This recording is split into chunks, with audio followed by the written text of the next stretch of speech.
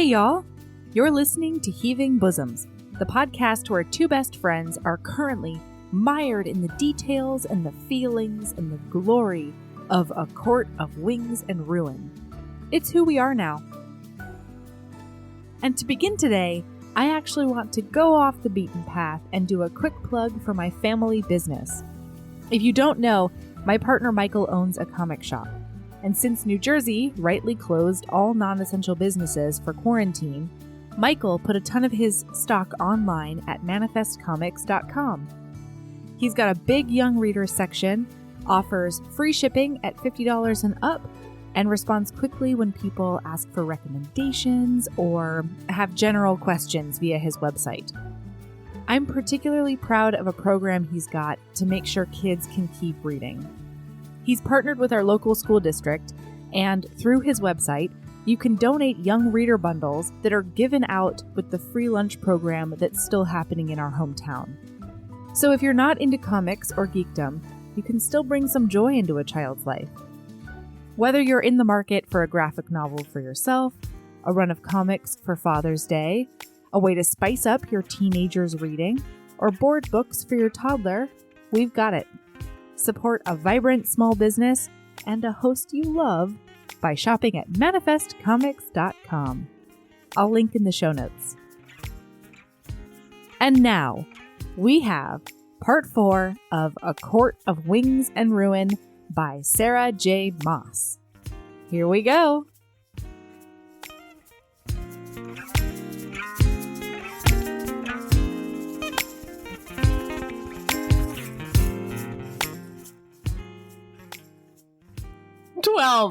Higher! It's highest we've ever gone! I know, I just kept going, didn't I? I'm still not, it's what Sarah dared us to do in Sarah's episode about Never Been Kissed. To just keep going and, bluff each other for how long we could go. Yeah, that's true. I could only make it to 12. I was still laughing about your, phlegm-based vocal warm-up. Are you okay? Yeah, I'm good. Oh, yeah. I'm so good. It feels so good to clear it out, Yeah. Yeah. Clear it out like an old English general.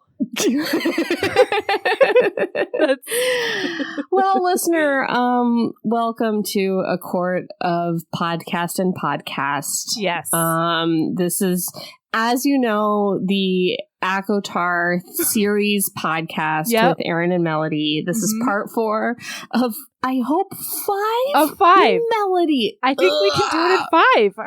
We're going to do the end of the year wrap up, and it's going to be like, which was your favorite hero? Resand or Resand? Because that's the only book we did this year.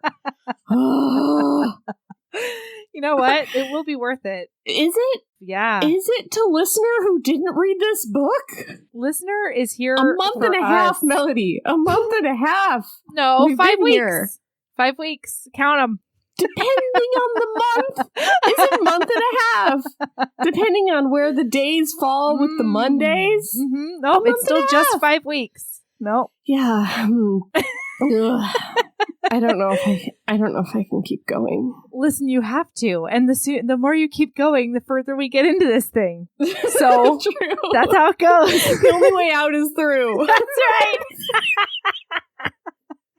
You know what? Honestly, I'm so good with this. I love this.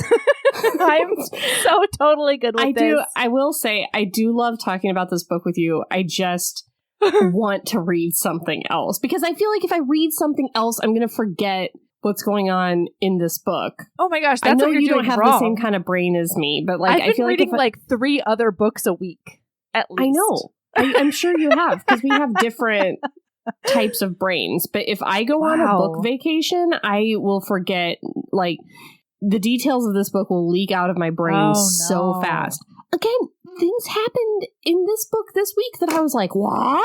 Honestly, yeah, same. I was taking notes on this episode, and I was like, oh my God, that's right. That's how they got to this place over there. Yeah. That was the impetus. I didn't know that. Uh-huh. It's great. It's like reading a partially new book. Yeah. And it's nice. Twice in the reading of ACO War, I have been like, Jurian's there? Twice now. twice. Oh, I wasn't surprised by the second appearance of Jurian. I was, and it wasn't because Jurian is on the good side, as is the only rational choice for Jurian. It is. It wasn't that. It was that he was there, and I am begging you to explain why he was at that man's house. We're gonna wait. I'm just saying it's a surprise to me because it is a nonsense to me. Yes. You know what I'm saying? Like, the things that make no sense just fell out of my head. Like, I remembered that Jurian came over to their side, but I didn't remember he was at, like, Grey Ling's house. We're gonna get there. Okay, I'm sorry. Don't do it. I'm sorry. Okay, are you ready? Yeah, we gotta move. Should we do it? Late. Yeah. Here we go. Okay. So they've just had the meeting. It went poorly. She boil-drowned Baron. Because afterwards, Reese is like, great job at the meeting, Feyre. And she's like, oh, I really fucked it up when I exploded and showed everybody my powers, as we all agreed that I wasn't going to do. And he was like, no, because of that, it went well. No, it was so hot. I can't wait to put it in you later. Right. If you weren't wearing such a long dress, I might finger bang you right now. Anyway. He could get around. There's panels. It's a silky dress. There have to be panels. Anyway, so they go back to their chambers and Helion joins them. And all of a sudden, Helion is like Mr. Cool Guy, shooting the smiles and cracking the breeze. Nope. Cracking the smiles and shooting the breeze. Can I ask you like a very important question? Please. What chapter are you in? 47. Outstanding. Maybe even 48. My Kindle. Oh, good. Okay. All right. I was pretty close, but I wasn't quite in the same spot you were in. All right. Yeah. So Helion's there. He's being Helion like, comes. why won't anyone ever have a threesome with me? Like, what gives? Like, there's serious world politics going on, and he's just like, none of these assholes will ever have a threesome with me, and it's bullshit. He's like, we've got all night. Agree. Hard agree. Oh my God, it is so good because he's like, hey, Morin, Cassian, and Azriel, we still haven't hopped on each other, and I feel like all of us would have a grand old time in bed. Mm-hmm. And so Feyre does a big confuse on her face. Why not? Well, yeah, and Rhysand's like, do you want someone else to join us in our bedsicles? And Feyre's like, you're incorrigible. And then Mor is Erin's hero. Kind of, but she also points out something deeply gross that I didn't need to know about, Sarah. Mor says, whatever you're saying mind to mind, either what? Did you call me Sarah? No, I called Sarah J. Maas or Maas, depending on how you correct me, world. I don't know, okay? When I say Maas, people tell me it's Maas. When I say Maas, people tell me it's Maas. I don't know until she tells me herself, like Tiffany Rice. I will not know. And I really doubt that's ever going to happen. I feel like I'm never going to get any thank you cards from Sarah J. Maas, but I hope so because I love her books. Okay, whatever you're saying, mind to mind, this is what Mor's saying. Either share it or go to another room so we don't have to sit here, stewing in your scents. Like they're making animal smells.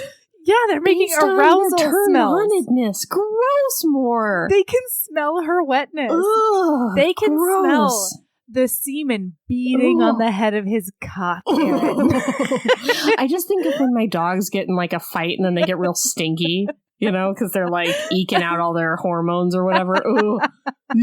They're just marinating in it. And now think of every time. So now when Lucien was whisked into the Valaris and he's standing in a townhouse all confused, now we have the added layer that he was smelling how turned on Feyre and Rhys were. How good is that? Maybe he couldn't smell it over his own stank at that moment because it had been several weeks at that point. Had been many days, yeah. Can I say also, right before this conversation, Feyre thinks at Rhys, do you really believe Tamlin's claim that he's been working for our side the whole time? And Rhys does. And like, so does she. And I just want to say, we're smarter than them because we are not buying that bullshit. We said so last episode. Yeah, that he was not thinking that the whole time. Feyre and Rhys, you're wrong. He was not. No, they continue to be hot dummies. Yes. All right, so they're talking about mistakes that Baron made in like the last war, because they're like, what the fuck is Baron gonna do? Is he gonna be on our side? Is he not? And Helion's like, well, he waffled last war and he really paid for it. And so did his wife and like her whole family. So I am hoping that he learns from his mistakes. And then we find out like through this tangent that Helion had a decades long on and off affair with Baron's abused wife. Yes. But this is something everyone seems to know except for Feyre. Yeah. This is an open secret to everyone in the world besides Baron. No, Baron found out. Remember? Right. Because then he beat the piss out of her and they never saw each other again. Yeah. Right. Sorry. Yes. Fuck. What a fucker. Yeah, maybe I just blocked that out. But this is an open secret. Yes. But somehow. It is only the mind of Feyre Archeron. And their hot brain. Riddle-solving, barely literate mind. It's love!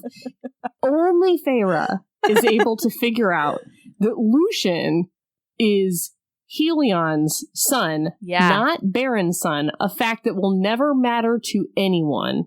It might, though. But probably doesn't matter at all. Not in this book. It doesn't matter in this book. It's a trilogy. It's a trilogy.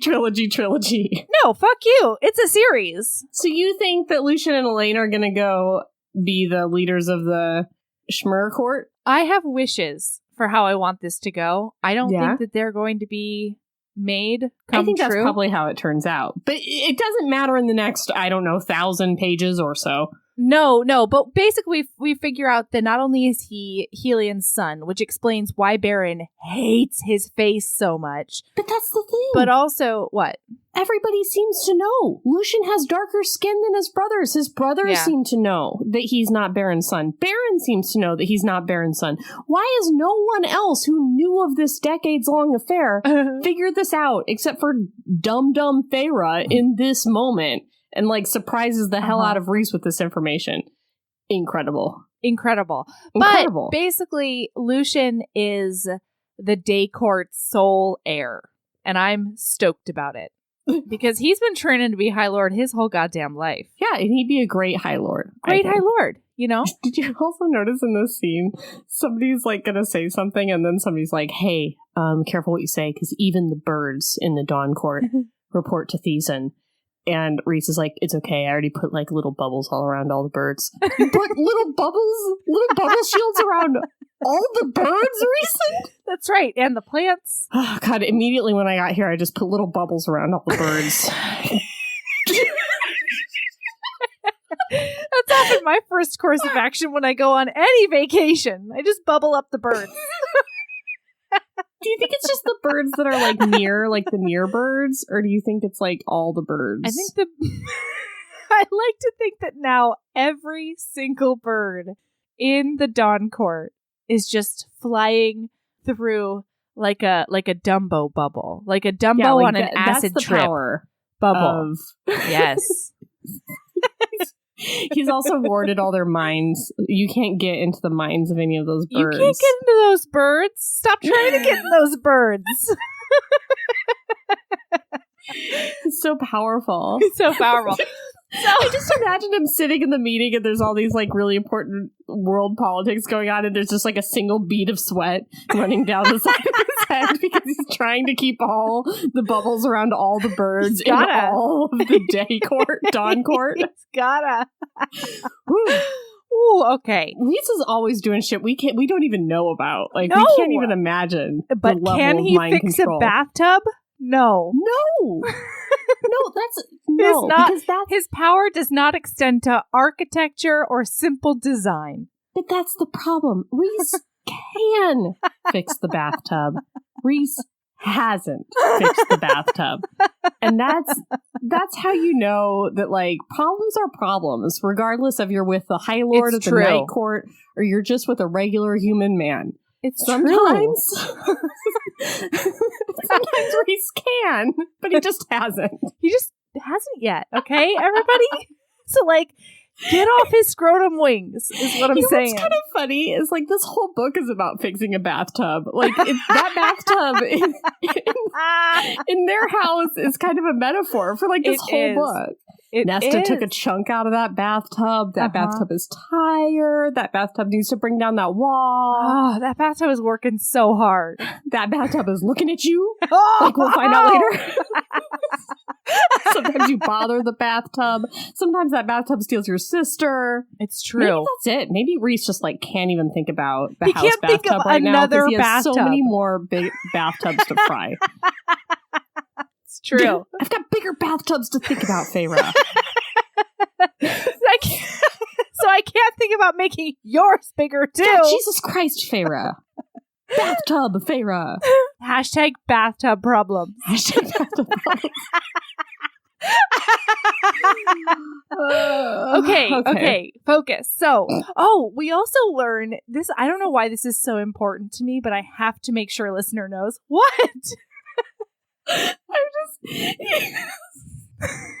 You know how, like, Nesta fucked with the cauldron when she was in there? Yeah. I just had this idea of, like, Nesta having a bath meal in the cauldron. Like, that's what pissed it off so much. Oh my gosh, there's everything bagel bits all up in there. A toast snack in there. Just like the crumbs are everywhere. Like, get the fuck out of me. I'm not for this. I'm a religious implement. I am the god of this world. You can't just sit here and read and have your bath meal. I'm sorry. Continue with the book. I'm sorry. All right. Well, at least now we know that Nesta's pro bath meal, so she's not like completely imperfect. So she is a monster, confirmed, like I thought. Okay. So this is really important to me because everybody's like, well, why? Or Reese and Feyre are talking to each other in their brain parts. And Feyre's like, why does Lucian have the firepower if he's not Baron's son, though? And Reese says that the power is probably comes from the wife's family. Mm-hmm. Because it was a powerful family. Yeah, and Baron just, like, gets to take it because he's High Lord and married to her. Right. So, like, Baron is such a goddamn, it's not even your power that she quote-unquote stole, you asshole. Yeah. You stole it from the woman you keep under your thumb, you hypocrite. Anyway, so mad. And Feyre keeps being like, well, how did you let this go on? Why didn't you go save her? Why, if you love her, why aren't you with her right now? What's the deal? Which, like, Feyre gets into people's personal business in this 1/5 of the book in a way that's a little much. Feyre goes ham on people's personal business. But Reese says he probably thinks that he doesn't deserve her. Anyway. And then Nesta comes in and is like, something's wrong. I'm not going to, like, specify what. That's not true. But she is a hilarious bitch to Helion, because Helion's like, brushing off my shoulders. Hello there. Hi, I'm. She's like, I don't give a fuck. Yeah, I don't. I need to roll my eyes at my sister, please. So can you move? She's like, something's wrong. It feels bad, but like, just kind of like generally. But like, I don't know what it is. What do you guys want to do? I think we should go. And everybody's like, okay, Nesta, well, that wasn't very specific, so we're just going to keep living our lives. Well, so the boys, like, go out and they do a big search around, and they're like, nothing seems amiss, so we're going to bed. And Feyre goes to bed with Reese. Reese. And More goes to bed with like, gets her leg out in front of Helion, and Helion does a big look her up and down, and then they do a big flirt, and then they do a big go to Moore's room. Do you think was Moore into that? No. Or was she like making a point? Or so they talk the next about it day later. She looks like real rough. Yeah. But like, does she look real rough because of good, or does she look real rough because of like bad choices? She looks real rough that she does regret. Unsatisfying and regret. Okay, that's what I thought. But also, like, her, like, how much she put herself out there was very, like, wha-bam. So well, I didn't they talk about it later. Later? I don't know. No, not like in the next, I don't know, few pages / in the hunk that we're going to go through today. Sure. But Reese is like, she always panics when Azriel shows his true feelings. And then she goes and fucks someone else to make sure he knows that she's not into that. Doesn't mean that she couldn't have had a nice time. I agree. But I mean, you know, you've read the book. Anyway. Yeah, I've read allegedly. I've read this book. Okay. But I do remember that. Yeah. Okay. So then Feyre and Rhys go to bed. And in this section, she tells him that while she was in the spring court, she tried to look for his mom and sister's wings that Tamlin had because his dad kept them as trophies. And she found out that Tamlin burned them. And Rhys is like, well, I appreciate that he gave them that piece. So that's really nice. And then she says, Rhys, I hope you're not mad, but I don't think I can do it under the same roof as Tamlin. And Rhys is like, you never have to apologize for anything. Come in here and get a big snuggle. They did a snuggle all night, wrapped up in his wings. Wrapped up in those wings. Okay. So then at the meeting the next day, Nesta throws up everywhere in front of all of the High Lords. She just throws up into like a fancy fountain. Into the reflecting pool. Yeah. Okay? And everybody's like, what is wrong with this one? And she's very like, nothing's wrong with me, but there is something wrong. And it's like, girl, there's something wrong with you. Lady, you just threw up at a political meeting. In front of everyone. You just threw up at the G20, okay? Oh, that's what you did. In a fountain. Like, I just feel like really the cherry on top is that it was in a fountain, because it's going to get in that fancy fountain and like spread out everywhere. Oh my God, she killed all the Dawn Court's fishes that were in that fountain. There's definitely koi's in there. And ivory little koi fishes. Something. Who knows? Anyway, so basically she does a big throw up and a big faint, and then there's a giant kaboom that like shakes the mountain and shakes everybody. And Rhys jumps on her, and there's stuff coming down from the marbles, and it's a he dusty shoots out mess. his magic. He's shoots all his magic out, and then he comes back and he says, "Yes, they did take down that wall." Yeah, they did. It does turn out that wall is gone. And later on, Nesta's like, "I was too late," and I'm like, "Yeah, you guys were like playing footsie in the library and just like hanging out." Well, yeah, Feyre's like, no wonder the King of Hybern tried to come get Nesta before the wall came down. She was the canary in the coal mine. She was the warning bell. It's like, yeah, but like she wasn't though. Good it did you guys. Yeah. You didn't train her to do her cauldron senses. Yeah. The whole point is that the canary is more sensitive to the carbon monoxide than humans. And so when you notice the canary is no longer alive, you gotta fuck off, because your humanness is gonna get choked to death too, is my understanding of canaries in coal mines. Yeah, you gotta know that when the canary dies, it means something. You can't like be like, oh man, that canary died. Guess it was their time. Oh yeah. Clunk, clunk, clunk, more coal mining. Like, no. That's true.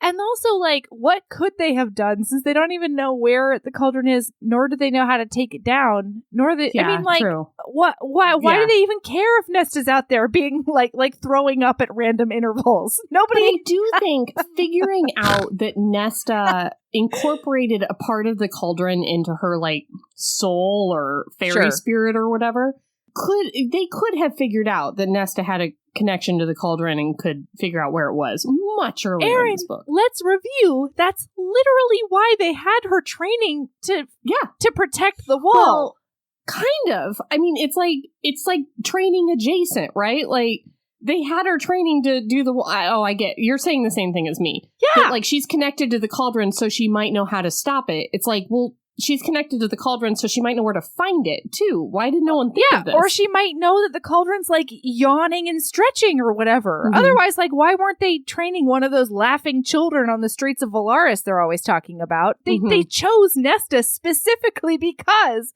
of her link to the cauldron. Whatever. But I will say that if Nesta wasn't always at an 11 about everything, like if Nesta wasn't screaming because like her dinner isn't exactly what she wanted, then when she's screaming because she feels bad, maybe somebody would give a fuck, Nesta.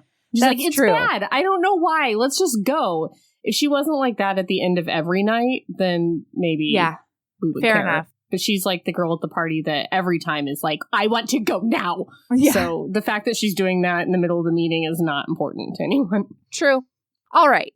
So then they say goodbye, and Varian, the guy from Summer Court, looks at everybody and he's like, tell Amren ...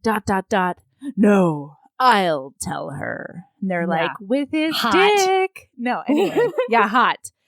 So then, at home, Nesta, like, all of a sudden is, like, picking at her green beans or whatever. And she's like, we should have evacuated everyone months ago. Oh, my God, Nesta. And everybody's like, well, where are we going to take them? ?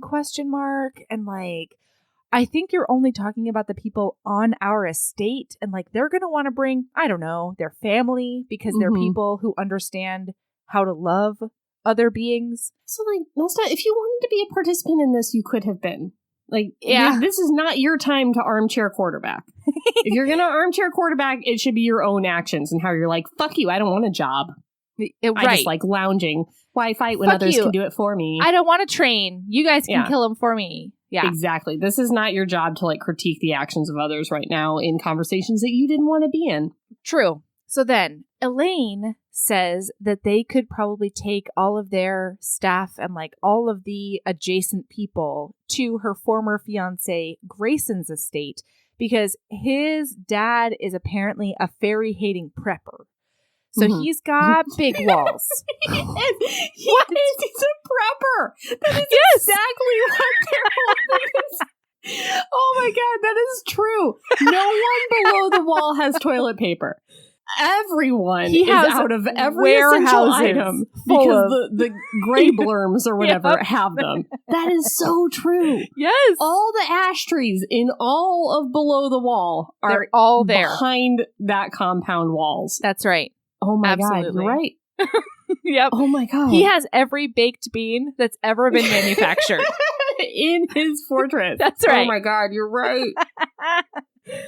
Okay, so then Elaine says that she can go talk to Grayson and convince him to take all the people in. And they're like, hey, girl, you look super like a fairy, though. And she's like, you can cloak me, Reese. You can cloak me like you did other cloaking things. Right. And then they're like, hopefully, not only can I get them to agree to let the people in, but also to allow you to do, like, magic protection wards. And then she looks at Feyre and she's like, hey, don't kill him.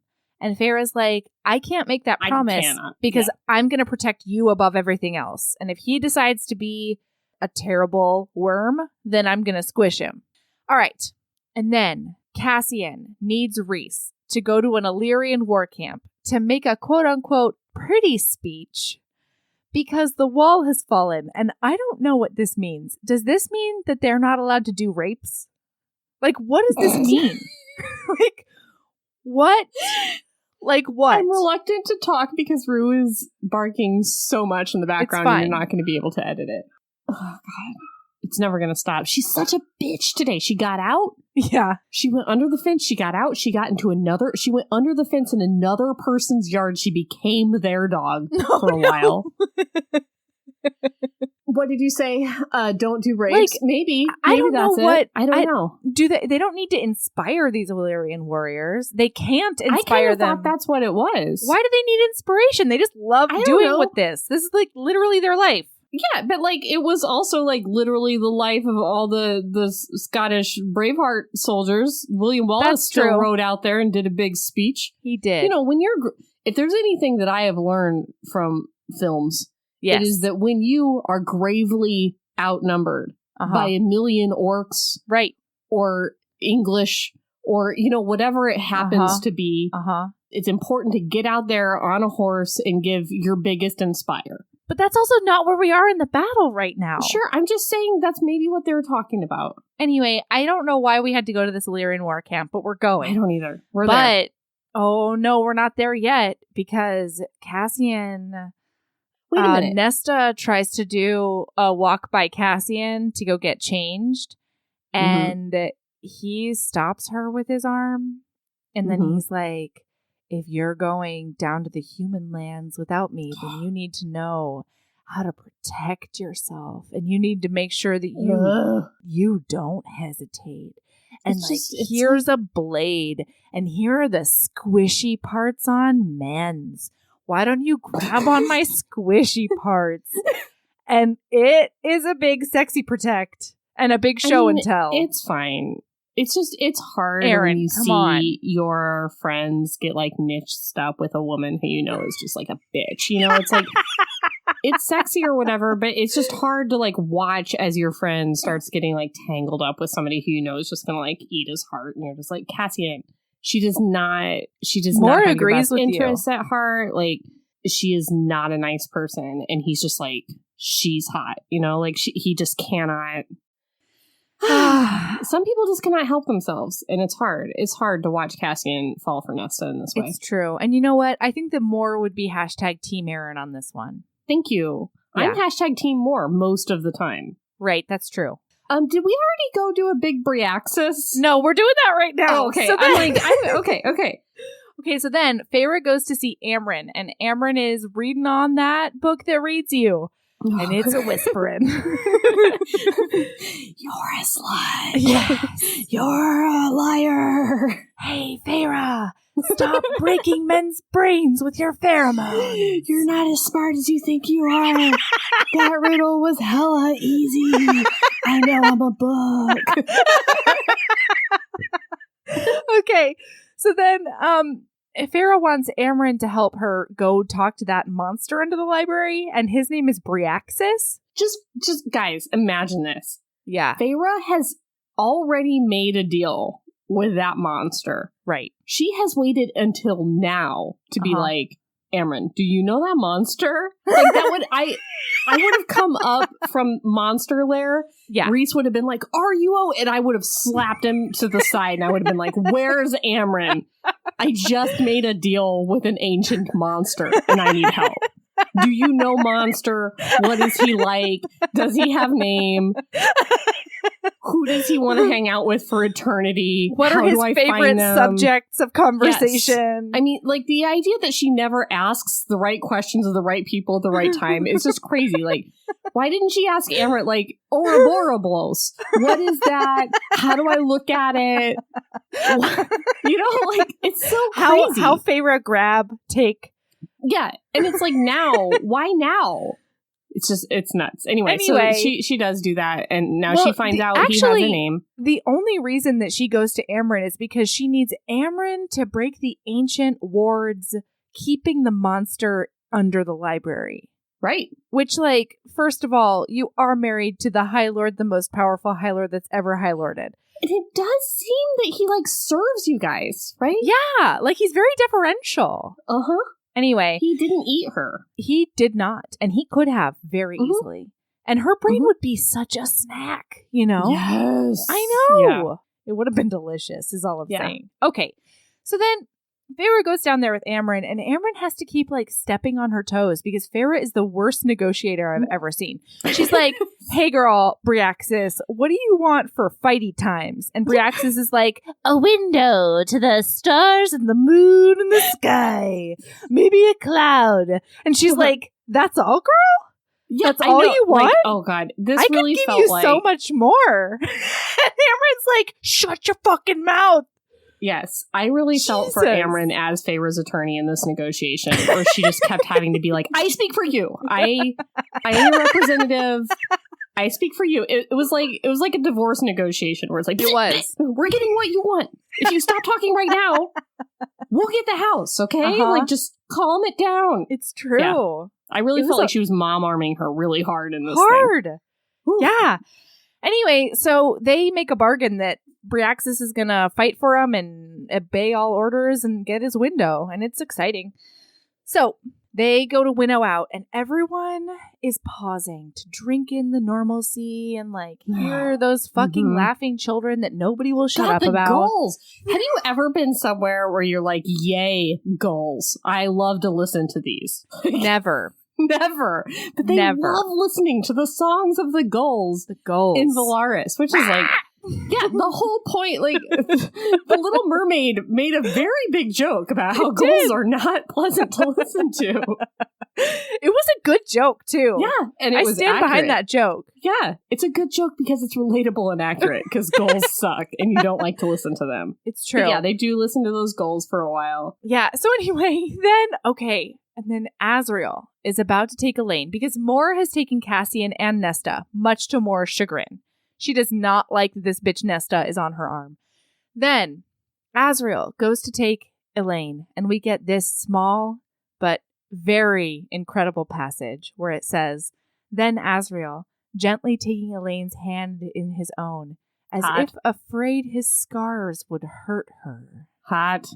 Oh. When are we going to get an Azriel book? Well, these are part of my wishes, Erin. Are you going to tell me your wishes? Listen, my wishes are... They should be at the end. Wait till the end. Wait till the end. They should be at the end. Wait till the end. We need our listener book wrap up to keep listening. This is a Heating Bosoms cliffhanger. That's right. That's what that is. Melody's not going to tell you her wishes. You got to wait a whole other episode for my wishes. Listener, I need you to know that Melody's wishes almost always involve how dare you polyamory. What? And okay. Well. And happy endings that are just not possible. I still think it could be cunnilingus right now or dinosaur porn. That's what a Prince of Christmas #2 could be. And that was her what I wish for next year's.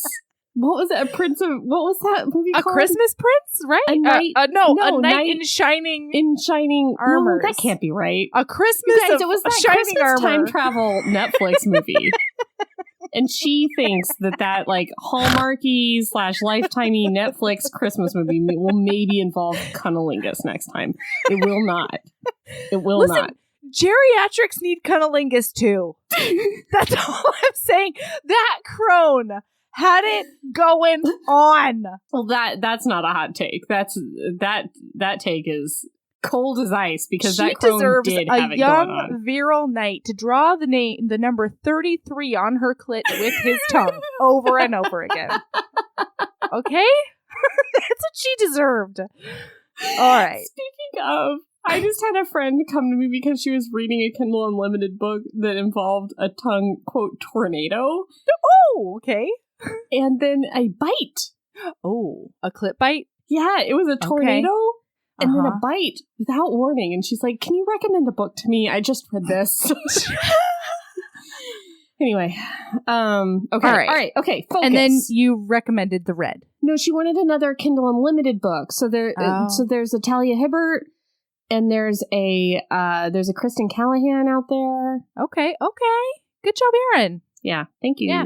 Okay, so now Feyre tells Rhysand about the bargain, and then she wonders if they'll ever see the townhouse ever again. And he says, "Yes, we will." And then she prays that he's correct. And now it's part 3, High Lady, motherfuckers! High Lady! Pew, pew. Okay. We made it. We did it. Chapter 51. We're going to Grey Worm's house. No, that's not true. First, we have to make a quick pit stop in the Illyrian war camp. Because they talk, shut your mouth, you're going to love this.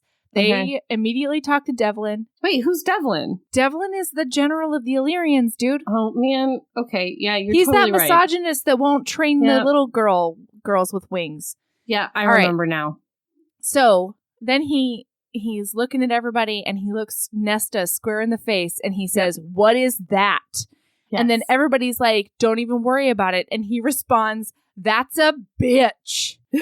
And Erin laughed and high-fived a misogynist is my note. No, he says she's a witch. A witch. Yeah, whatever. But he says, "That's a bitch." He doesn't. He says witch. But this was one time where I was like, "Get it, Nesta," because he was like, "Are you a witch?" And she was like, "Yeah, I'm a witch." Because there's nothing worse than like going to a place and then somebody's like, "Who's she?" And it's like, mind your own fucking business who I am. Like I was really pro Nesta in this one moment where she's like, "Yeah, I'm a fucking witch. That's what I am. Move on with your life." Anyway, so more cloaks Elaine up, and then they go to the human land. So they go a knocking on this prepper's door, and the servants take them into a guard tower. They won't let them anywhere further in. And sorry, wait, what? Elaine's in that war camp too, and there's this moment where Elaine, in her pale pink dress, finer than the one she usually wore, crinkling beneath her, sits in a chair, and she says, Will many of the soldiers die? God, Elaine! Not to mention that you're the fucking seer in this room. Yeah. So see it, Elaine. or don't. Yes, everybody's gonna die, Elaine. Why don't you look into your brain parts and figure it the fuck out, Elaine? We're going to war, and these are soldiers. Yeah, it's a war. It's a war, Elaine. All right. Anyway, now we're going to go to Grey Flurm. I just imagine that Elaine tried to, like, pack seeds.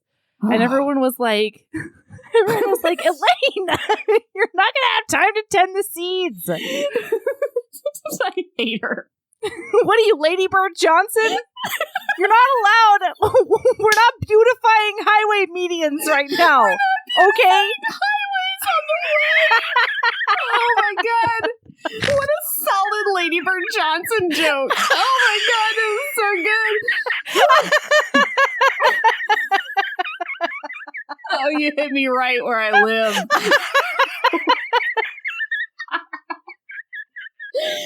Ooh, I love a good First Lady agenda joke, and you were right there. Uh-oh.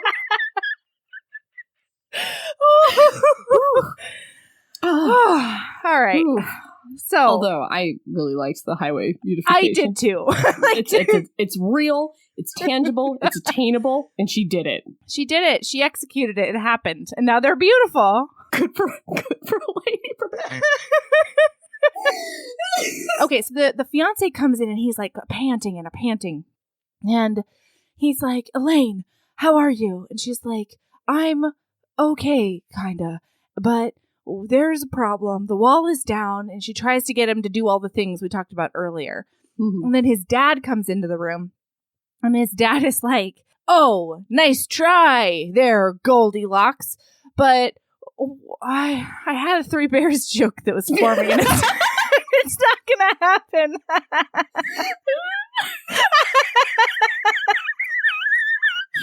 Oh no. He's like, okay, so he's like, we've got a lot more fucking intel than you think we do, and we know that, like, you're trying to come in here and ask us for a favor when you're also lying to us. And Elaine is like, I lie about nothing. What are you talking about? I'm not lying. I don't know what you mean. And he's like, you're a fucking fae, you fucking fae. Yeah. And she Guess gets who? a real sad. She does a big cower. Come on. Elaine has never done a big cower. She starts true. at a cower. She remains at a cower. She lives at cower. But guess who saunters out? Wait. No, not yet. Oh, not Schmerm. yet, Erin. Okay. So then he's like, we know that both of you are fae. We know why. We know about those queens. We know everything. And they're like, how do you know about all? Actually, my exact note is, they've got way more intel than these hot dummies expect. And when they ask how, who enters, Erin? Guess who saunters out from behind the schmerm? It is Jurian. And you guys, surprise, he's on the good side. What? To the extent it made no sense to you that he was on the bad side because it didn't align at all with any of his interests. No. You were right. He is on that good side. Why is he at Grey Flurb's house? Who knows? But he is here, and he did tell them everything he knows about stuff. Yeah, so then he looks at everybody, and he's like, how did you not fucking know that I've been on your side the whole time, God, you fucking assholes? Like, especially you, Rhysand, usually sipping on all that demon tea. And Rhysand honestly has a very tragic response, but it does not excuse him at all. It made my heart hurt a little bit. Yeah, but also, like, suck it up, Rhys. You've done worse. Mm-hmm. He looks at Jurian and he says, I didn't want to go into your mind because I didn't want to see her. And it's like, oh, ouch. But, like, also, Pharaoh, what is your excuse? Because, like, your whole point to be in the Spring Court during that whole time was to, like, read minds and see what was up. Yeah. You never threw a demon tea toward Jurian? You never did a poke around there? A little poke? Especially when you guys were, like, fighting the whole time and he, like, kind of was letting on that he suspected that you were a spy. You never, like, tried to check it out, you know? Yeah.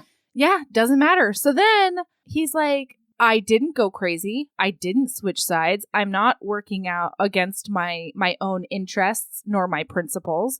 I don't want to kill Miriam and Draken. I actually want to find them so that I can say a big sorry. Sorry, guys. He doesn't want a smoocher or a killer, you guys. No. He wants to say sorry. Yeah, he wants to tell them best wishes and be happy for Evsies. Yeah. Yeah. Yeah. And that's his way of warning them to make sure they know that Hybern is around, to make the whole world think that he's hunting them. Hunt. Mm-hmm. Yeah. And he also told them that Tamlin ran straight back to fucking Hybern, and they're planning to attack the Summer Court tomorrow, guys. Tomorrow. Dun. Tomorrow. Okay, so then, Elaine's shitty fiance. Oh, God, this guy. Ugh. He looks at her and he's like, take that ring off. I will never take you back. Ooh. First, they talk about how she's betrothed to some High Lord's fairy son. Oh, yeah. And she's like, it doesn't matter. That I don't have like a conscious. Sure. Okay. It's a rough. It says, you're his mate. Do you even know what that means? It means nothing, like, Elaine said. Mansplain. She's a fairy. Oh. Okay? You're a human, right? Fuck yourself. Yeah. Go fuck yourself. It means nothing, Elaine said, her voice breaking. It means nothing. I don't care who decided it or why they did. You belong to him. I belong to no one, but my heart belongs to you. Grayson's face hardened. I don't want it. Ooh, this fucker. And turns out he's a even bigger bigot than his dad, which was a curveball I didn't see coming. Yeah. I thought he was like the sweet and the dad was the bigot. Yeah, turns bigotry, out. It amplifies in the young. It's like DDT. It does. Those eggshells just get thinner and thinner. Oh my God, Erin. I love a good environmental joke. Yeah, you like.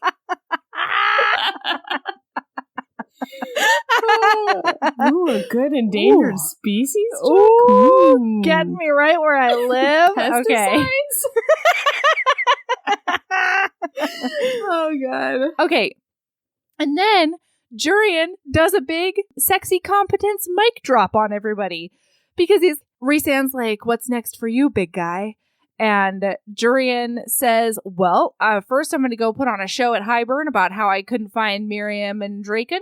And then I'm going to go back to those queens and start sabotaging all their courts up so that they are too busy to sail over here. And then he inserts in here, so he's like, you guys know about Bird Lady? You know about Bird Lady? She's flying around. She's cursed by that cursed sorcerer. You know about Bird Queen? Yeah, you guys already knew that? Cool. Anyway. It's true. And then he's like, oh, also, you got to hit the left flank real hard because that's where they're weakest and that's where you're going to scare the bejesus out of them. And I can't wait to see you, in the future. And I'll see you soon. Oh, and then he looks at Feyre and he goes, good job murdering up Dagden and Brother Get In Me. That was really nice work. And she's like, I didn't do it for glory. I did it for those. No one said you were glorious. Feyre, calm the fuck down. Yeah, she's like, I did it for those kids of the blessed. And he's like, no, that's why I like you, girl. Yeah. And then he just squelches out in his sweaty leathers. Yeah. And I liked it. Yeah. He does a big sweaty leather saunter. Okay. You guys, it's Summer Court Battle Part 2. And we're ready to go.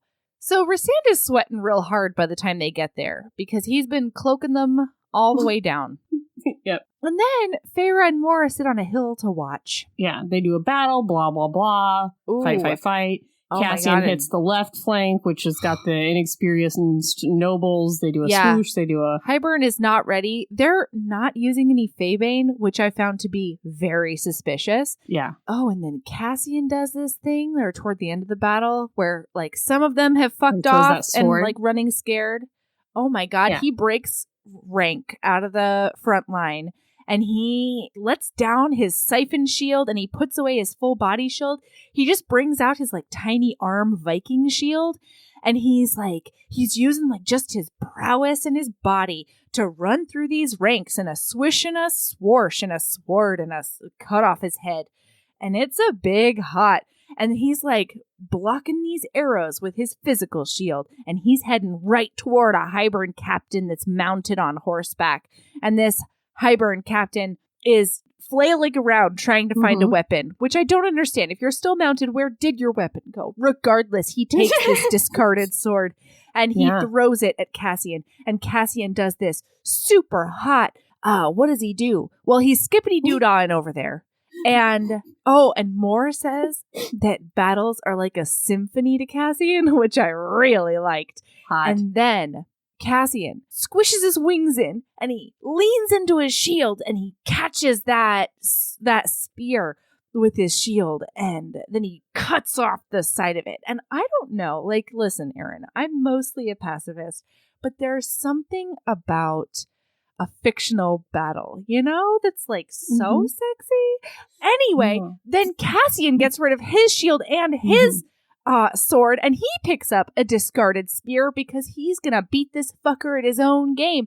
And he throws this spear so hard, the whole battle stops and looks at Cassian. Agatha Christie, which I believe is his full name. What? And then it goes straight through. You're so deep in names, I don't even know who you're referring to. That's Cassian's birth name. That's what's on his birth certificate. Oh, okay. Yeah. Cool, I just thought we should give him the honor of his full title. Is all. Is his name even close to that? So anyway, this spear goes all the way through the chest of this Highburn soldier, and it knocks him even off the horse, and then everybody goes running. But guess what, guys? Guess who's at the river? It's Tarquin. He's been cloaked all along, too. So Tarquin, with his many soldiers, stops everybody, and it's done now. And Rhys is like, it's your place. Wait, does Tarquin's army continue to fight the Highburn army after they've retreated? No. The Highburn army is just like hemmed in. They've got the Night Court on one side, the Summer Court in front of them. And there's nowhere for him to go. And so they're all starting to surrender. Okay. And then Tarquin does a big merciless, and he decides just to murder everybody, so he drowns them. So yes was the answer to my question. So What? they're trying to retreat. Highburn is trying to retreat.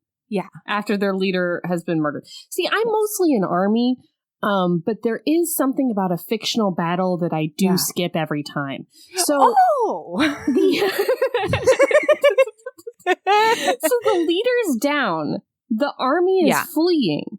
And Tarquin traps them in and then drowns them all post-surrender? Yeah, that's roughly how it goes, yeah. That's fucked up, Tarquin. Yeah. Tarquin got a lot less sexy in this section because they are, like, a bunch of them are like, we'll sell you information. Just let us live. We'll be prisoners of war. Can't wait. And he's like, drown you with my water power on dry land.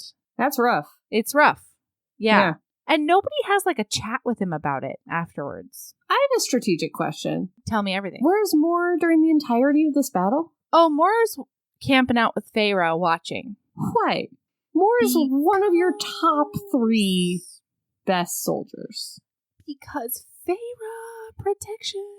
Because sister cloak her like you did cloak that whole army. I don't know, because Moore is also like itching to get some blood on her hands. I mean, she Moore wants pretty much cleared that whole summer palace. Yeah. Huh. Yeah, she's really talented on the battlefield. Interesting. Yeah. Okay, cool.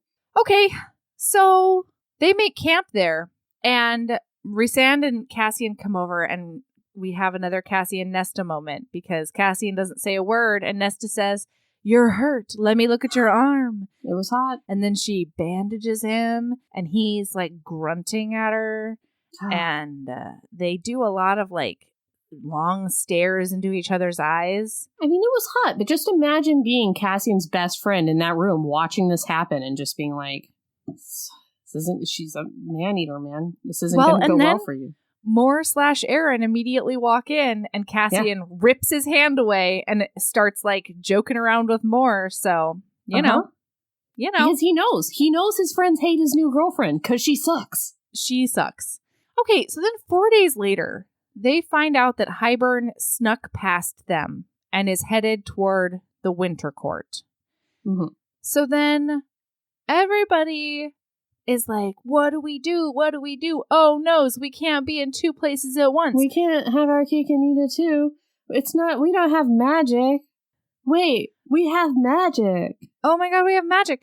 So then Varian is like, we can create a glamour down here that makes everybody think we're here when really we're marching up north, exhausting everyone, but getting to the place where we can throw swords again. Mm-hmm. So then that's what they do. Feyre does the cloak with Rhys, and then they march and they fly, and they march and they fly, and then they go to attack Hybern when they're really tired. But guys, Hybern's not tired. No. It was a ruse. It was a big fake out. Oh my God. They're getting their asses handed to them. Rhys has like basically no magics left because of all the cloaking and the glamoring and all of the effort that he's been making. Nobody has any magics left because they're all injured and tired to begin with. The birds alone, you know? Oh my God. They're so bubbled up. Still. The first thing he does when he gets to the battle is first gotta bubble up the birds. He's gotta bubble up those birds. Okay, so Feyre is standing on a hill. My God. She also has roughly no magics left because of that big glamour down south. Yeah. And then she's like, Moore, I can see that you are itching to get down into that battle. You gotta do it. Yeah. You gotta... Oh, wait. Did you also notice... Real quick, I'm so sorry. I have to back up a little. It's a really throwaway line, but I think it's indicative of this whole shitty sister fiasco because they get to Hybern's battle thing and they immediately like attack and go into the fray. But there's this throwaway line that's like, Elaine had been crying and crying since she left Grayson's house. I know. And so she went from one tent into Moore's arms and then immediately went back into the next tent after the Illyrian soldiers built it for her again. Yeah. They took some soldiers, some legit soldiers. Yeah, some soldiers who could have been fighting war. And they built a tent for Elaine to weep in. Many soldiers will die in the war? Do you think they'll be there to build my tent again? I hate her. Yeah. Yes, you're right. Okay, sorry. Okay. Feyre's got a bright idea. Yeah. It's the idea that Feyre has. Every time Feyre gets an idea, it is this specific idea. I don't know why she didn't think of her idea earlier in this book, but this is the idea once a book that Feyre gets every once a book, and it is her big, most brilliant idea. When she needs to know something that nobody else knows. But she doesn't ever think of it until like the last minute. When she's like, oh yeah, that all-knowing thing that I can do is talk to my BFF, the Suriel, who's just like a raggedy-ass, apparently super mortal dude that just walks around the forest and literally knows all. Yeah. And all you have to do is throw a cloak at him like Dobby the fucking house elf, and somehow he's not chained up in anybody's basement. He just roams the world and gives secrets to Feyre only. Yep. Suriel. That's right. The Suriel. Yes. You know him well. You Just know him, you love him. Ass, eyelidless guy who gives unknown answers to Feyre. Yeah. So she does go find that Suriel. So she, first... Oh, no. She makes Elaine go find it. Yeah. To see where he is. And then Elaine's like, what? Do you want to go look at that ugly face? And she's like, I gots to, Elaine. Also, quit being... so awful. But Suriel really got his digs in because when she gets to that Suriel, he's like, man, didn't really expect those creepy ass eyes to be staring me down. Yeah. Those creepy ass big doe eyes really freaked me out. I'm like, good on you, Suriel. Yeah. For calling Elaine creepy. You, the like white Skeletor, like creepy ass beaked, stinky. Good on you. That's right. Get your jabs in. So she winnows in and is exhausted from all the stupid cloaking. And then she draws her knife just to be sure. Because remember, the Weaver and whoever her other brother is like in this forest called the Middle.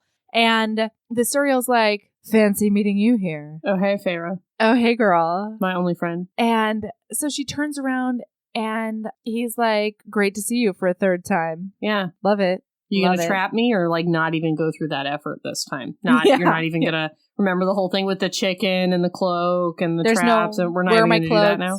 No, nothing. Here's your secrets. Here's everything you need to know. Basically, yeah. All right. Well, cereal's not that big of a deal anymore. It turns out. The cereal is just a BFF. Yeah. So the cereal can't see where the armies are either because it's cauldron magic that are cloaking them, and it's a tough. Yeah. So then he's like, but Nesta can track it if you just hand her some bones. Yeah. She can bone it up for you. Yeah. And they're like, okay, cool. And then she asked it why it didn't work when she tried to destroy the cauldron last time. And he says, oh, sweetheart, you didn't hang on for long enough. And she's like, but cereal, Mr. Cereal, sir, it was going to kill me. And he's like, yeah, that's how the spell works. Yeah, bitch. So did you think that you were going to defeat the cauldron without any kind of sacrifices? I really liked this. Me too. Ooh, yeah. It's like, nice try. And then he says... there was something else. Yeah, he says to tell... He does. He tells Amryn what page numbers the answers are on. My God, you pack of dumbass Slytherins! You need an all-knowing beast in the middle of the ancient forest to tell you what page the answers are on. Are you kidding me, Amryn? Well, Erin, apparently you have to combine those two pages, and they're at opposite ends of the book. Oh, they're so far from each other. So they're really far. Although, if somebody told me that the meaning of life was on page 2 and the penultimate page of this book, I'd be like, ugh, too much. I'm never going to get there. So then it's in the middle of saying something. It's probably like complimenting Feyre's blush or something. You're so beautiful. And then an ash arrow pierces it in the neck.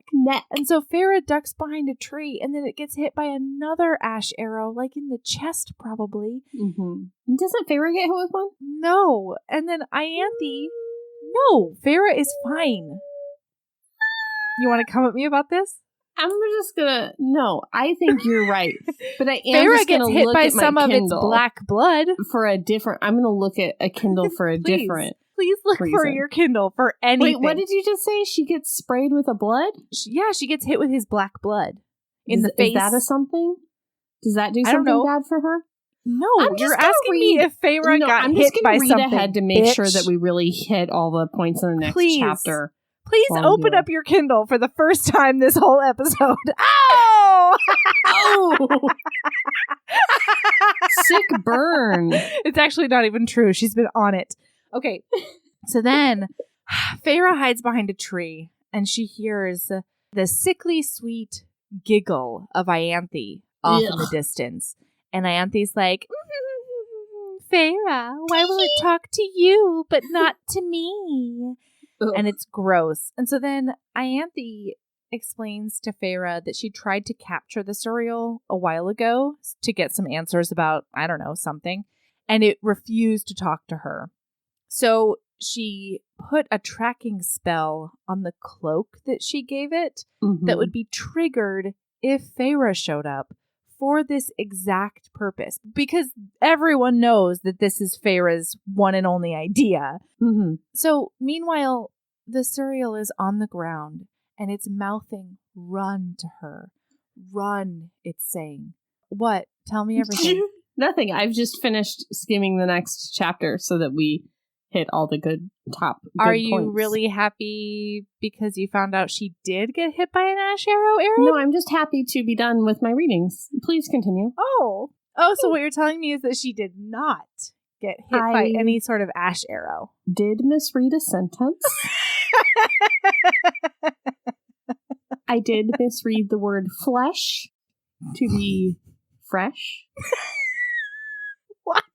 Feyre said something about wanting to heal the cereal, but she couldn't because the ash arrow wound was in its flesh or something like that. And I read it as she had a wound that was so fresh. Like I thought that she had gotten a wound and that's why she couldn't heal the cereal. That's not true. I believe because I did read it twice just now because I was like, I found it. She had that fresh wound. And then I was like, oh, it's a flesh wound.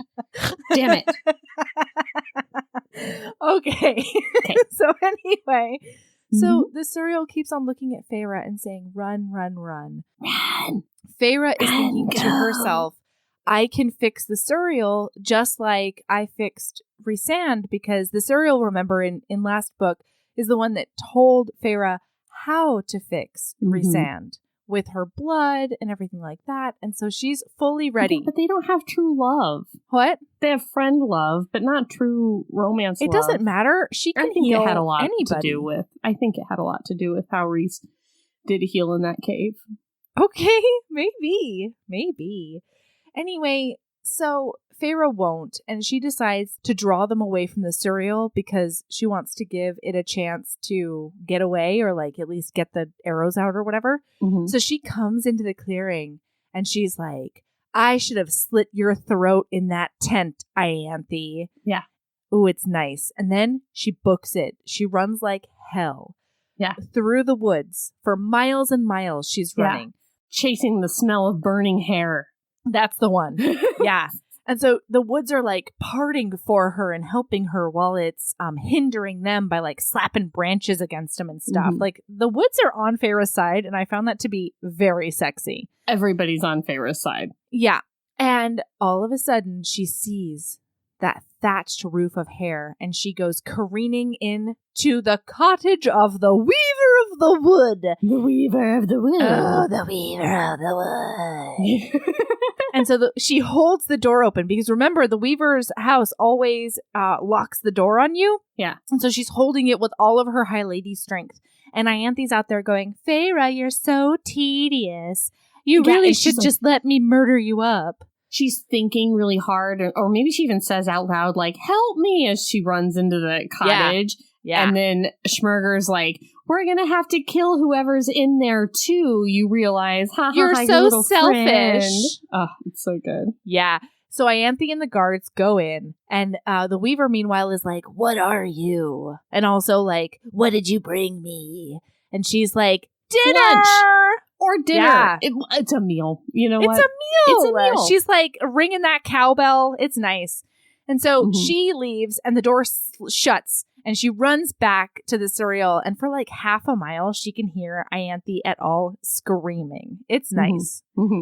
But then she runs back. Erin, this is where I cry every single time. I had not cried this hard since Dobby the elf died. Really? For this cereal. Yes, Erin. Did you have to cry harder for Dobby the elf or Hedwig the owl? Oh, God. Because I feel like Hedwig the owl, I just had this discussion with my friend like yesterday. I just feel like it's a worse death. I feel like it's a worse death. Because, you know, like, I feel like, sorry guys. You're fine. Bing boom bong. Harry Potter hiatus with Erin. I just feel like it's a very fitting end for Dobby to die saving his friends and Harry Potter. That's what he would have wanted. Yeah. That's the death he would have wanted.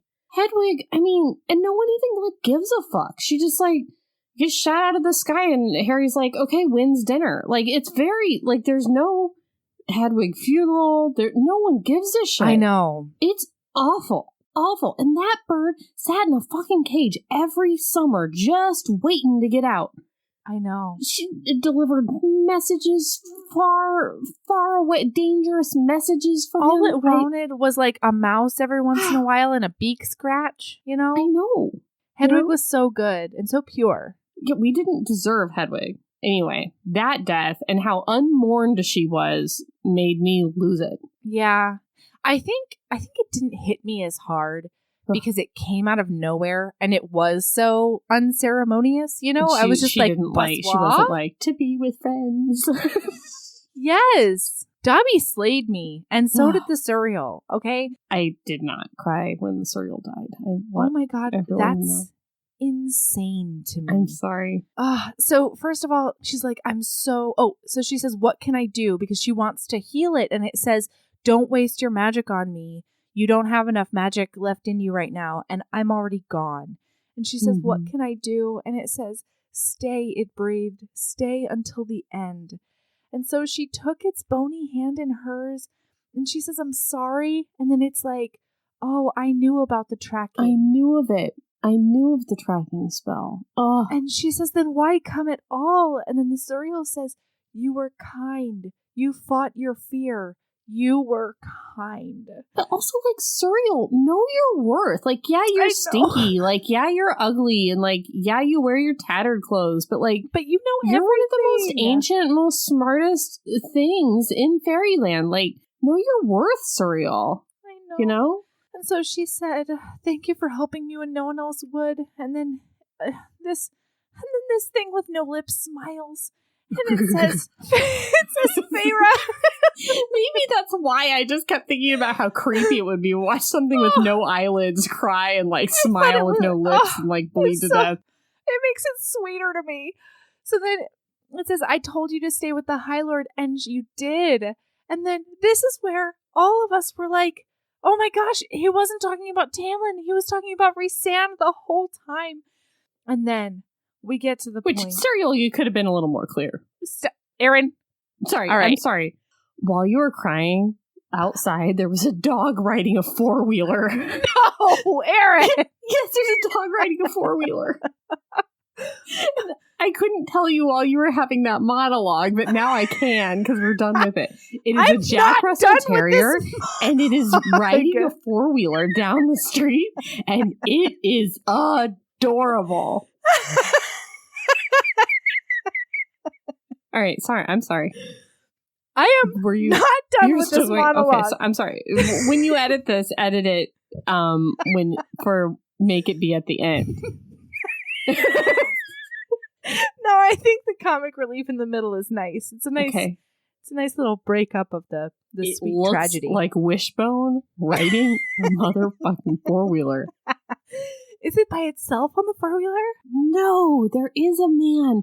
Damn it. It's in front of the man, making it look like it's actually the Jack Russell Terrier because it's got its paws up on the thing. Oh my gosh. It makes it look like it's the one driving and the man is the one passenging. What a day, you know? What a sight to see on this day. Wow. Wow. Did you see that David, my husband, came in to tell me that? I saw it. While you were crying, he came in, he's like, hey, because he's not supposed to come in when I'm podcasting because of the noise, you know, so he was like, hi, sorry, but it is important. There's a dog riding a four-wheeler down the street. And he's right. That is the kind of news I need to know while I'm podcasting. That is some good news, as John Krasinski would say. It's important. Yeah. Anyway, sorry. So then, I saw your eyebrows change. Yes, we're back. Yes, we're back. So Feyre, she asked the Suriel its name because the Suriel is more like its species, I guess. And it says, does it matter? And then it does. Oh, it's know your worth, Suriel. And then it tries to get rid of her because it doesn't want her to get attacked by other things in the wood. And stop making that eyelidless, lipless face at me, Erin. Stop. I'm tucking in my lips and smiling. This is serious business. She understands how creepy it would look. So it says, Feyre Archeron, the Suriel said again, gazing at the leafy canopy, the sky peeking through it. A painful inhale, a request. I leaned close. Anything. Another rattling breath. Leave this world a better place than how you found it. And as its chest rose and stopped altogether, as its breath escaped in one last sigh, I understood why the Suriel had come to help me again and again. Not just for kindness, but because it was a dreamer. Mm-hmm. It was the heart of a dreamer that had ceased beating inside its monstrous chest. Oh! And I cried. And I cried. And Feyre cried and cried. And she never got to know that Suriel's name. Never. Because it wasn't about the Suriel. And then Helion comes up and she's like, give me your clothes. Yeah. And then she puts Helion's cloak all over that Suriel. I don't know that Helion was cool with that. She puts the nicest cloak that's ever been on Prithian's fair earth on that Suriel. I bet the Suriel wishes that she would have given him that cloak when he was alive. And then Helion cremates it respectfully with the power of 1,000 suns. Mm-hmm. And then he winnows them back to the camp, you guys. Winnows them back to the camp. And so then She's with Rhysand. Ugh, Moore's so mad, you guys. You guys. Moore is throwing such a bitch fit because Feyre didn't leave a note. She's so mad. I mean, everybody's pretty mad, and they've that's all not got good something reason. I'm saying as like a bit. They literally say, leave a note, Feyre. Yeah. Yes. Like, when you go off an adventure, leave a note. Uh-huh. Which I thought was very funny. Yeah. Oh, and guys, so they won barely. And Cassian, he got he's filleted. hurt real bad. He's got a super slash. All his intestines were out and stuff. He was disemboweled. Yes. This is what would definitely field. be called a big slash. Big stab? I would even, no, big slash. Big you slash. got this. Yeah, actually, I got this one again. I was on Team Slash. I was on Team Slash. False. I was on Big Slash. Were you? I was the one that thought it was big, and you were the one that thought it was small. No, I was. No, one of us thought it was a slash, and one of us thought it was a stab. Oh, I thought I thought it was a big stab, and you were saying no, it was a slash. That's right. But this is a big slash, which is the best of both worlds, and does take your intestines all the way out. I would even call it, dare I say, a super slash. Super slash. Yeah. Oh, super slash, brothers. Oh my gosh. Okay. Yeah. And Rhys is really mad at Cassian because he's like, you didn't do a direct order that I gave you. Correct. I'm Team Rhys on this one. Yeah. Team Rhys. He's the High Lord. Yeah. Your order totally. was bullshit. Oh, guess who's not the general anymore, Cassian? You. Yeah. That's easy. I know. Done. Demoted. Yeah. But anyway, they do a really nice bro makeout and it's fine. They don't make out. That's headcanon. Listen, that's what happens. They leave. Their heads are together. Yeah. They are at each other. Did they make out, though? Yeah, I think no, so. They didn't. That's Cody headcanon. Everybody be cool. No one try to find this page in the book. Okay. Pick up your Kindle, you guys, and look, because it happens. Everybody, it's so hot, you guys, that everybody has to leave the tent. That's why everyone leaves the tent, because they're like, Rhysand and Cassian need a bro moment. No. And it is a beautiful thing to behold. And I beheld it on the page. Mm-hmm. Sure you did. Just like how Feyre got stabbed by that ash arrow. That's something I beheld on the page.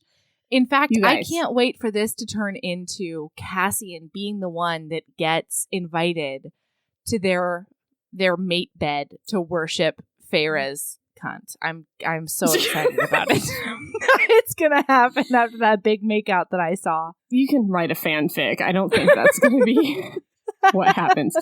So Feyre does a big misstep here. Feyre gets into people's personal business in this 1/5 of the saga in a big way. So Moore's very like, you're a liar, you lied to me, you lied because you said you didn't tell me where you were going, and then you went and did serial times. Yeah, you duped me into being an enabler. And Feyre's like, oh, you want to talk about lying? How about you're lying to yourself about how you're in love with Asriel and your personal life? And it's like, those are not the same thing. Like, Feyre's this is the worst thing you can do in an argument, guys. You're arguing about one thing, and Feyre takes a step to the side and accuses her of lying about a totally different, totally separate issue that has nothing to do with Feyre. Yeah. And tries to sideline the argument with a red herring. It's not okay. It's not okay. Yeah, don't fight like this, you guys. No, this is manipulative.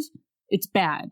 Yeah. The end. Okay. But anyway, so Moore gets real mad and pissy about that, which she should have, and then they stalked off. Yeah, and she's like, get out. Yeah. And so Feyre does, and she runs right into Amren, and Amren is like, first of all, stop leaving me at home, because somebody gets gutted every time you do it, and I'm over it. And second of all, maybe be careful about the things you say to Moore, because she might be the truth teller, but there are certain truths she's not ready to face herself. So, like, cool it, Feyre. Yep. So they go to No, Nesta's gonna scatter those bones, Willow style. Yeah, she's gonna throw some bones, like playing craps. Yep. Yeah, and she's like, so what, I just throw these bones like some backstreet charlatan? And it's like, Nesta, you lived in a mud shack for, like, a long time where you didn't have any, like, food, and you sucked for a long time in terms of, like, you're cool it, Nesta. Okay, anyway, so she does gather up those bones. Okay, and then Amren is like, reach out into the land with your brain, find that tether that you have with the cauldron, and, like, follow the tether, but don't spook the cauldron, don't touch it, don't talk She's to like, it. I'm gonna spook it. I'm gonna spook it, though. I'm gonna spook it. I want to spook it. I want to be spooky. I'm spooky. I'm so spooky, Nesta says. So she like loses her shit. She goes like catatonic, and so Feyre goes in there with some demon teeth. Yeah, she jumps into her brain. And you guys, spoiler alert, Nesta's brain sucks. Like Elaine's brain is like boring and it's like flowers or whatever. Nesta's brain is like, oof, it's rough in here. It's like a fortress and it's like dark. Gothic fortress. Unpleasant in her brain. It's rough. And then there she is, just like hanging out with the cauldron and the King of Highburn, and she's just standing there staring at it, and then they realize that they're not only staring at the cauldron, but the cauldron is staring at them. Whoa. The eye of the evil bathtub is turned toward them. And then they must run as fast as they can to get away from the evil bathtub, the cauldron. And it's running after them. Feyre's like, drop those bones! Drop them now! Drops the bones, and then they get sucked back into the present times where they're supposed to be, and then all those bones go on the map, and they go to the right spot. Yeah, and you guys, we totally forgot about this moment in which Nesta was really nervous about doing this bone craps game. And so Cassian came over and he reassured her, and he's had his hand on the small of her back throughout everything we just said. Hot. Yeah. And so she does a little tiny feint, and so he catches her. And meanwhile, he just got disemboweled. Yes. So he flinches a little bit. This is not a pleasant thing. He also got re-emboweled. Like, his intestines aren't hanging out still. No. And they know that Highburn et al. Are in the western section of the human lands, not 100 miles away from Feyre's hometown. Yeah. But imagine it, you guys. It's like the Eye of Sauron, and like Frodo just put on the ring, and it's like the whole eyeball just went, but now it's looking right at him. Oh, yeah. Rough. So then Cassian looks at Nesta and he says, food or bed? And everybody got their hopes up. And then Nesta said, bed. And so everyone knew that it wasn't going to be a fun time. And then Feyre goes to bed too. And Feyre has spooky dreams as well. Yeah, she had a spooky dream. And then she wakes up and she's like, well, I guess that was just a dream. Yeah. Which, when we were like, but it was included on the page, Feyre, so something must have happened. The thing that happened in the dream is that Grayson was at the edge of the wood calling to Elaine, saying that he knows of a way to change her back into a human, and he wants to get in her again, and he's really stoked about being with her for evsies. Which, like, how much does Elaine suck that she A, wants to be a human again, and B, wants this guy back? Elaine! Right? Elaine, you deserve better than this. Yes. Elaine. Yes. So everybody knows, right? Amryn has heard the thing, and Nesta feels the disturbance in the force. And so they all congregate like in between tents, and they're like, something is going on. And all the maid chicks around are like, we can hear the cauldron singing in the darkness. And it's like a whole thing. And the cauldron is like getting much further away as it sings. And the boys are like, we don't hear anything though. And they're like, this is not a boy fairy thing. This is cauldron maid shit. This is cauldron maid shit. Secret cauldron maid club Jesus. Stuff. Oh, Erin. How Melody. dare we? I'm so sorry. We have to back up again. What? Because when we were back, it's so long. We're almost done, Dick. But are we? We're backing up. We are. What? Not far. Because when we were back in that tent, Varian came in. Didn't say a goddamn word. Appropriate backup. Good job, Melody. Good job. Oh my gosh. He's still got mud and blood all over his face from that battle. And he is goes in covered in grime. And he cups Amryn's monster glow face in his fairy hands. And she is shocked. She doesn't know what's going to go on. And then he does a big smoocher on her whole face. Make out. She tosses her legs around his waist. He lifts her up without looking at a goddamn thing, and he marches her out of that tent and to a tent in which he can appropriately fuck her until dawn. Loved it. Oh, loved it. It was incredible. Anyway, so they're all congregated around. What a story, too, for Valium, you know? Oh, God. Yeah. Yeah. He's going to go to sleep so happy. Sex with a monster, a 1,000-year-old monster dragon in a skin suit. How awesome must that have been? Her eyeballs glow. I know. I don't know how the earth didn't shake when she came. You know what I mean? Maybe it did. There's one person in Perineum that has had sex with somebody who was imprisoned in that crazy monster prison. Like, can you imagine the story of that? Good job. My God. What is his name? Varian. Legend. Yes. Mm-hmm.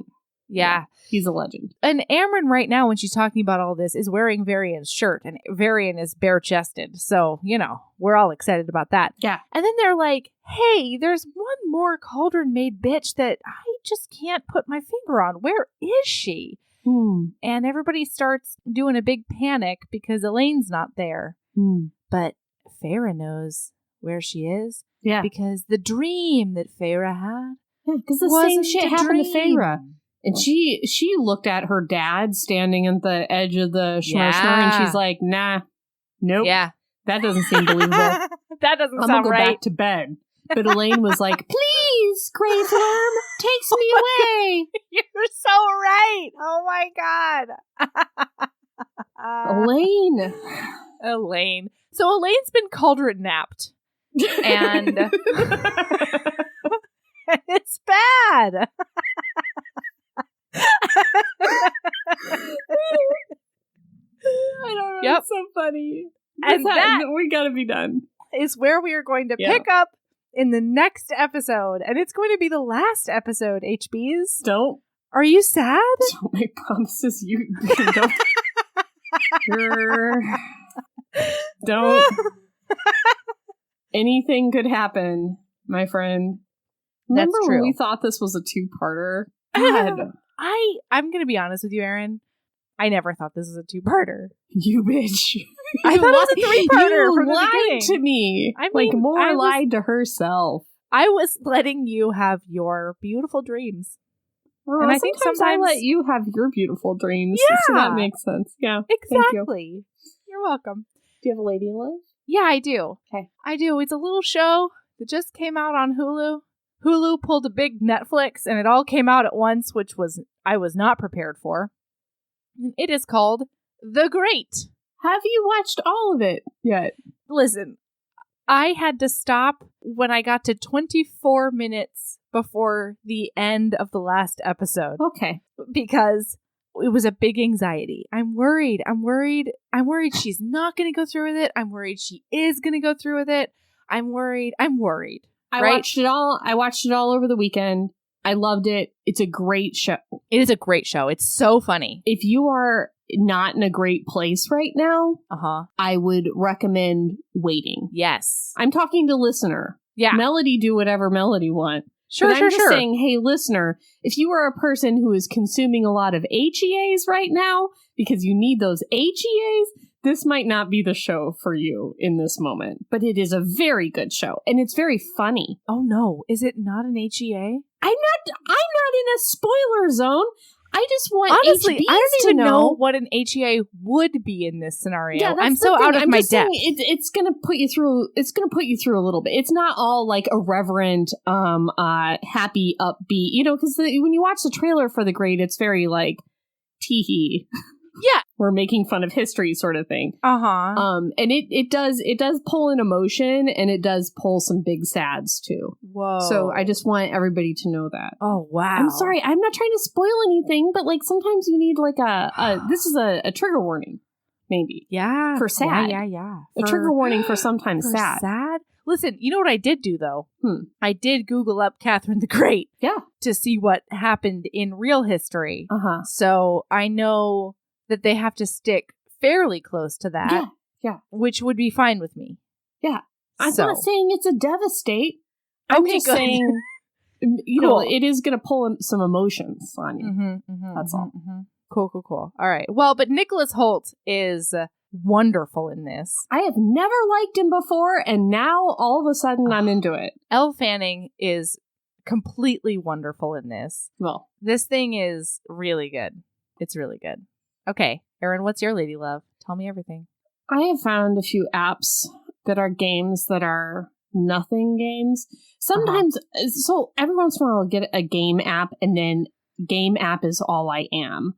I can't casually have a puzzle game on my phone. Like, I can't just carry around on my phone a Candy Crush. Right. I have to get from beginning to end of game or game consume Erin. Yes. It's become difficult at times where my husband has had to shake me and be like, all you are is dots. You know, like that's it becomes a problem. Yeah. That's why I don't have any games on my phone at all. But I don't know about you, like I have a lot of phones, hearings, and I have a lot of like sit and watch things, and I just need like a second screen a lot lately. Yeah. So I have discovered a game called Bead Sort. Okay. There's 2 colors of beads, but they're in 2 opposite. Sometimes there's more colors of beads, but they're in the wrong containers. And all it is, there's no levels, there's no beat it, there's no timer. You just in a Zen way, just you have a little tube and you suck them up in your tube. You just move them to the right container. Oh, and then you go to the next level, and it's not any harder or less hard, but it's just different beads. It's just different colors. And that's it. It's wow. That beautiful. Sounds very satisfying. And then there is another app called Just Mowing. And you just ride your little lawnmower, and it's a little guy, he's riding a lawnmower, and you just turn him, and then you mow the whole lawn, and then you click and you go to the next lawn, and then you mow that lawn. And again, there are technically like levels. The more lawns you mow, you get like a new hat or whatever. But the lawns do not become harder or more, you don't have to do them faster. They're not like more difficult. You just mow the lawn, and then you mow the next lawn. And it has been a tonic for my soul. Oh, wow. I like that. Just mowing. Just mowing. Yeah. That's what we're doing. Bead sort. That's all, I think you, Melody, will particularly like bead sort. Yeah. That sounds really good. Yeah. It seems like something you would like. Yeah. All right. You can find us. Yeah. On Facebook, Heaving Bosoms Podcast. Facebook group, Heaving Bosoms Podcast Geriatric Friendship Cult. Instagram, Heaving Bosoms. Twitter, Heaving_Bosoms. Correct. Website, heavingbosoms.com. Patreon, patreon.com/Heaving Bosoms Podcast. That's correct. And that is where, for the low, low price of $5 per month, you can get all of our bonus content, including most recently, I don't know by the time this comes out, but most recently at the time that I am reading, Abraham Lincoln, Fuck Lord of the Moon, which was a great time. And merch is on Redbubble, and you can still buy those 2020 HB Meetup t-shirts, and the money's still going to go to Puerto Rico, even though we live in a much different world now than when we were actually planning the HB Meetup, which may or may not ever happen, but you can still get the shirts. They're really great shirts. I think that's it. All right, cool. So, everybody, keep trucking along and keep being a badass. And love yourself as much as Lady Bird Johnson loved planting a delicate wildflower by the side of a highway. Beautifying America. That's right. There you go. Love yourself that much. She loved it. She did. Yeah. Okay. She did. Bye. All right. Bye.